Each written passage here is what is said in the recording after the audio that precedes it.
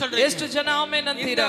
6 மாதம் ಈ 6 ತಿಂಗಳು உங்களுடைய வாழ்க்கையில இருக்கிற எல்லா கண்ணீரையும் கூட அற்புதமாய் கர்த்தர் மாற்ற முடியும். ನಿಮ್ಮ ಜೀವಿತದ ಎಲ್ಲ ಕಣ್ಣೀರನ್ನು ದೇವರು ಅದ್ಭುತವಾಗಿ ಮಾರ್ಪಡಿಸಲಿಕ್ಕೆ ಸಾಧ್ಯ. நீங்கள் பார்த்து கொண்டிருக்கிற ஐகுப்தியர்களை நீங்கள் என்றைக்கும் பார்க்காதபடி கர்த்தர் செய்ய முடியும். ಈ ದಿನ ನೀವು ನೋಡ್ತಾ ಇರುವ ಐಗುಪ್ತ್ಯರನ್ನು ಮತ್ತೆಂದಿಗೂ ಕಾಣದಂತೆ ದೇವರಿಂದ ಮಾಡಲು ಸಾಧ್ಯ. உங்களை சூழ்ந்து நிற்கிற பகைவர்களை, உங்களை சூழ்ந்து நிற்கிற எதிரிகளை நீங்கள் தோற்கடிக்க முடியும். ನಿಮ್ಮ ಸುತ್ತಲೂ ಆವರಿಸಿರುವ ಶತ್ರುಗಳನ್ನು, ವೈರಿಗಳನ್ನು ನಿಮ್ಮಿಂದ ಸೋಲಿಸಲಿಕ್ಕೆ ಸಾಧ್ಯ.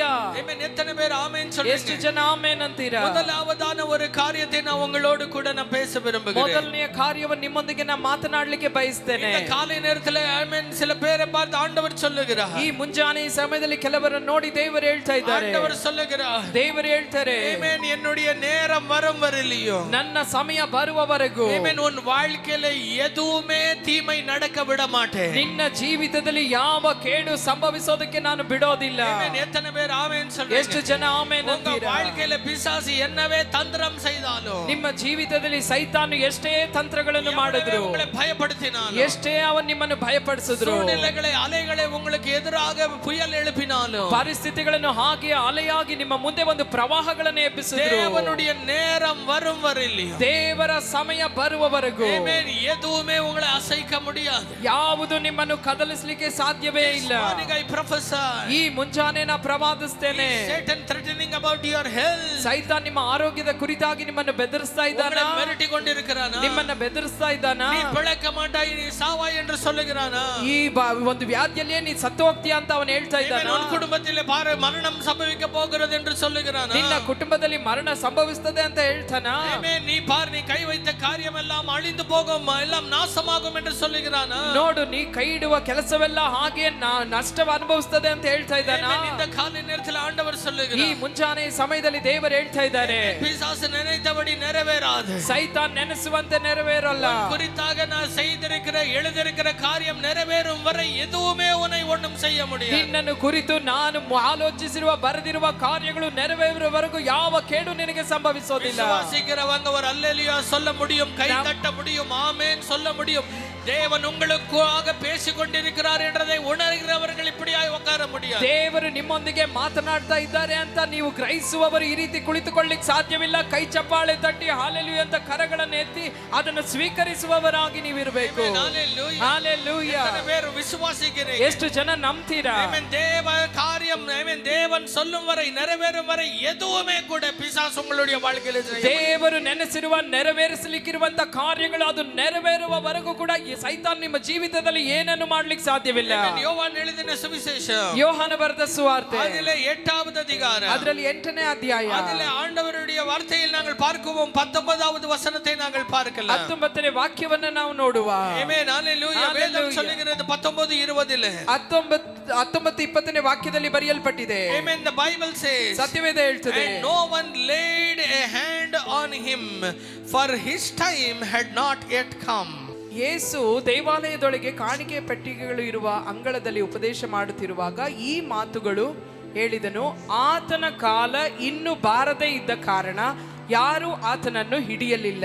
ಎಲ್ಲರೂ சொல்லுங்க, அவருடைய நேரம் வராதிருந்ததனால, ಆತನ ಕಾಲ ಇನ್ನು ಬರದೇ ಇದ್ದುದರಿಂದ யாரும் கூட அவரை ஒண்ணும் பண்ண முடியல. ಯಾರು ಆತನನ್ನು ಏನು ಮಾಡ್ಲಿಕ್ಕೆ ಆಗ್ಲಿಲ್ಲ. எத்தனை பேர் ஆமென் சொல்றீங்க? ಎಷ್ಟು ಜನ ಆಮೆನ್ ಅಂತೀರಾ? Hallelujah. Hallelujah. உங்களுக்கு இந்த காலை நேரத்துல ஆமென் சொல்லுகிறேன். ಈ ಮುಂಜಾನೆ ಈ ಸಮಯದಲ್ಲಿ ನಿಮ್ಮ ನೋಡಿ ಹೇಳ್ತೇನೆ, நேரம் வரவரையிலும் கூட எவனும் உங்களை ஒண்ணும் பண்ண முடியாது. ನಿಮ್ಮ ಸಮಯ ಬರುವವರೆಗೂ ಕೂಡ ಒಬ್ಬನು ನಿಮ್ಮನ್ನು ಏನು ಮಾಡ್ಲಿಕ್ಕೆ ಸಾಧ್ಯವಿಲ್ಲ. பேர் ஆமென் சொல்றீங்க? ಎಷ್ಟು ಜನ ಆಮೆನ್ ಅಂತೀರಾ? திறந்து அறிக்கை பண்ணுங்க. ಬಾಯಿಗಳನ್ನು ತೆರೆದು ಅರಿಕೆ ಮಾಡ್ರಿ. கர்த்தர் இந்த காலத்தை நீங்கள் எழும்பி உயர பறக்கிறதுக்காக வெச்சிருக்கிறார் தவிர அடிபட்டு கிடக்க அல்ல.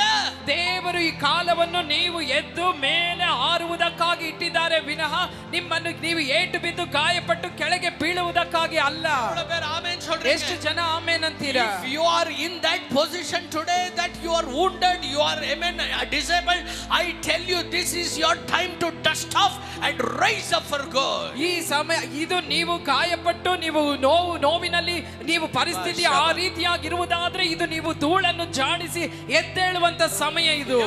ಆಮೆನ್ சொல்றீங்க? ಎಷ್ಟು ಜನ ಆಮೆನ್ ಅಂತೀರಾ? You are already amen made whole. You need not to lay on the bed. This is time for you take up your bed and walk. ನೀವು ಈಗಾಗಲೇ ಸ್ವಸ್ಥವಾಗಿದ್ದೀರಾ, ನೀವು ಈಗ ನೀವು ಹಾಸಿಗೆಯನ್ನು ಹೊತ್ತುಕೊಂಡು ನಡೆಯುವಂತ ಸಮಯ ಇದು. எவ்வளவு பேர் என்னோட சேர்ந்து ஆமென் சொல்றீங்க? ಎಷ್ಟು ಜನ ನನ್ನೊಂದಿಗೆ ಆಮೆನ್ படுக்கையில ಅಂತೀರಾ? படுத்துக்கொண்டிருக்கிறது தேவ திட்டமல்ல, எழுந்துரு.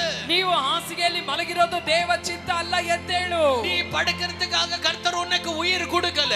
ನೀನು ಮಲಗಿರುವುದಕ್ಕಾಗಿ ದೇವರು ನಿನಗೆ ಜೀವವನ್ನ ಕೊಟ್ಟಿಲ್ಲ. கர்த்தர் உனக்கு ஜீவனை கொடுத்தால் அதை பரிபூர்ணமாய் கொடுக்கிறார். ದೇವರು ನಿಮಗೆ ಜೀವವನ್ನು ಕೊಟ್ಟಿರುವಾಗ ಅದನ್ನು ಪರಿಪೂರ್ಣವಾಗಿ ಆತನು ಕೊಟ್ಟಿದ್ದಾನೆ. அற்புதம் செய்தால் அதை பரிபூர்ணமாய் செய்கிறார். ದೇವರು ನಿಮಗೆ ಅದ್ಭುತವನ್ನು ಮಾಡುವಾಗ ಪರಿಪೂರ್ಣವಾಗಿ ಆತನು ಅದ್ಭುತ ಮಾಡುವಾತನು. விசுவாசத்தின் படியே உன் வாழ்க்கை இருக்கும் தவிர கர்த்தருடைய கரம் எப்பொழுதோ செய்து முடித்தது.